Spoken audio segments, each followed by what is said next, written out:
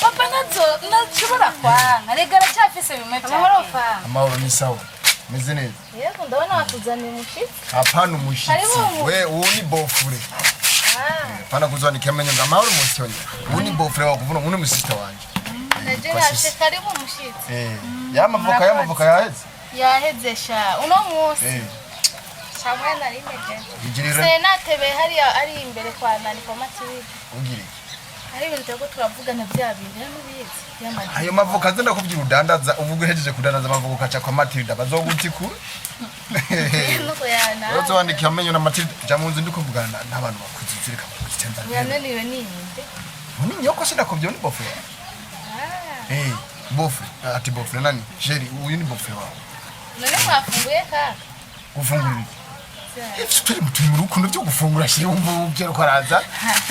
akaranda bareke abona turi mu byi wacu shiri ura ingira sha dukura mutatu urabona kana uko murabona